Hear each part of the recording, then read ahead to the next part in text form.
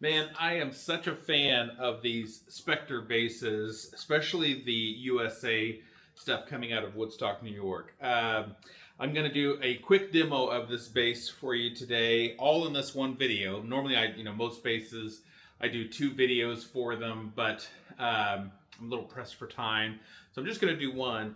But I love this bass so much that I didn't want to let it kind of pass through without doing a sound demo. Plus, it just has such a unique sound that I think it's worth like sharing and letting you hear it.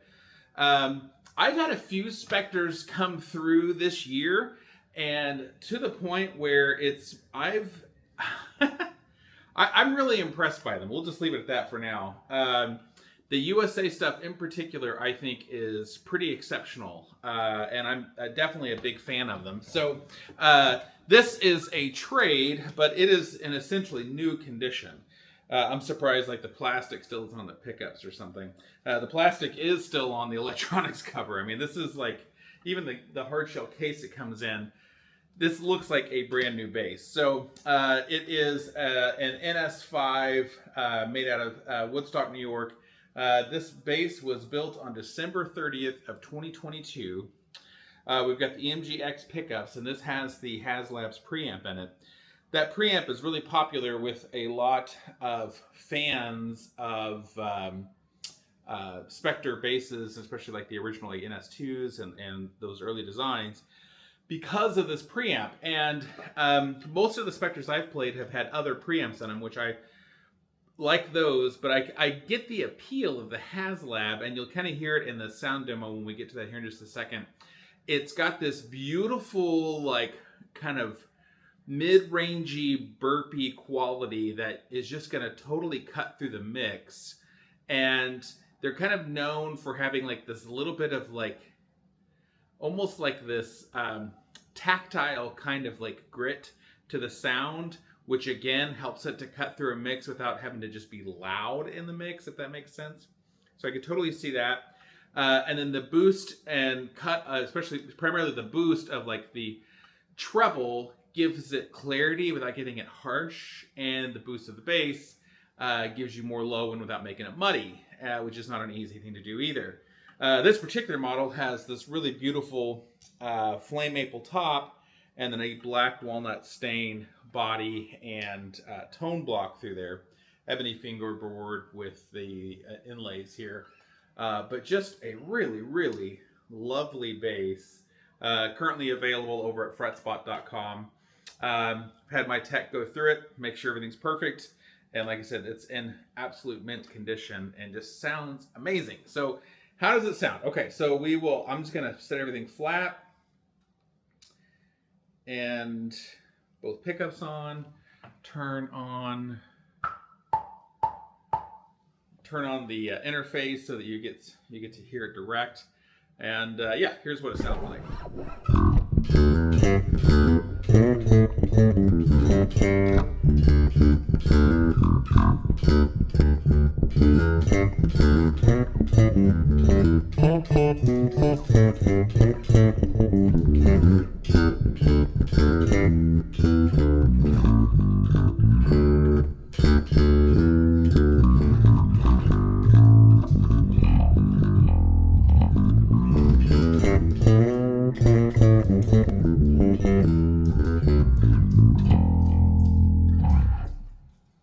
So that's just everything set flat.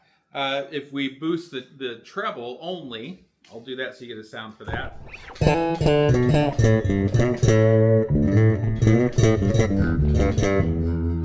Gives you more clarity, which you may not necessarily want, but when you do that with boosting the lows,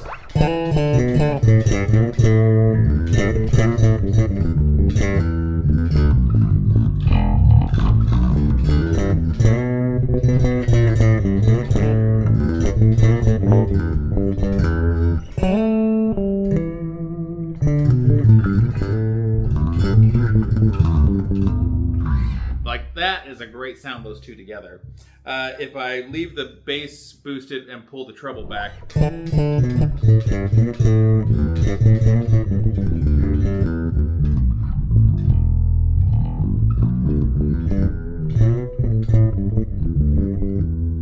a really nice nice kind of warm sound with that. And then now we'll kind of play everything with finger style, so I'll set everything flat again.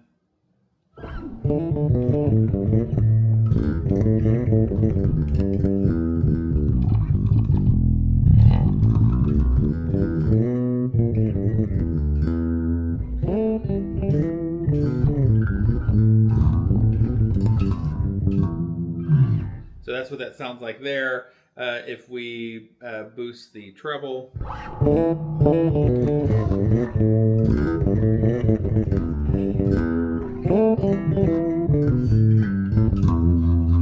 like that, treble and bass together.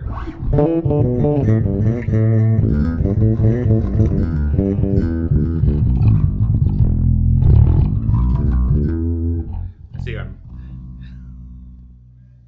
right, boosting the bass and treble together without trying to blow out the preamp or the interface.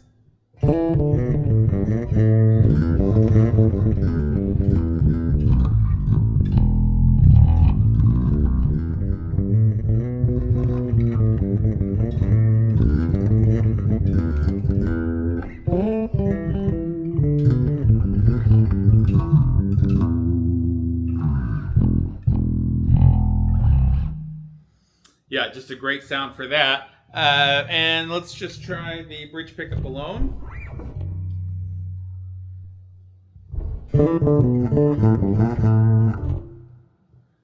That's the neck pickup. Here's the bridge pickup.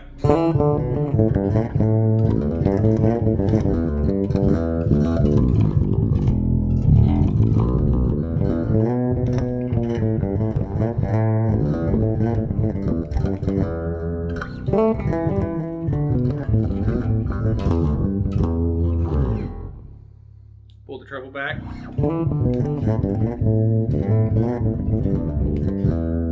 Boost the bass.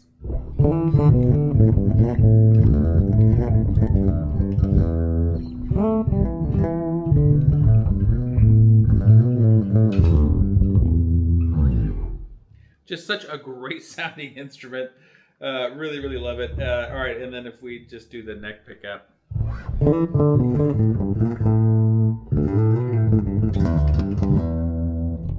Roll off the treble.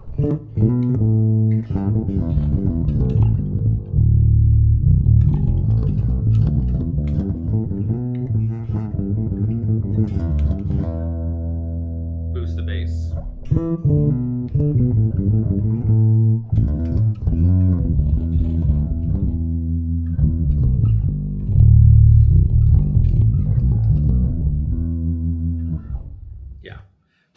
All kinds of great sounds out of this bass. A huge, huge fan of the workmanship and quality. Maybe it's just kind of like this, the tummy cutout, and I've got a prodigious tummy, and so it just fits perfectly. But I just find these really, really comfortable. The necks feel good. They're, you know, I wouldn't say it's like on the thicker side, but it's not a thin neck. Let's put it that way. I think if you're used to like a really thin neck, this will feel thicker. But to me, this just feels comfortable, feels a little thicker on the bass side than on the treble side. So it like feels like an asymmetric neck carve. I love the quality of woods they use, the workmanship, everything about it. Just to me, this is just such a nice bass. And maybe I feel that way because my first like nice bass was a Warwick Thumb. And, you know, I'm not the first person to have noticed that Warwick seemed to have copied a lot of their ideas off of Spector. So maybe that's why I'm kind of partial to them. But I think they're really slick. What do you guys think about Spector basses? Let me know in the comments.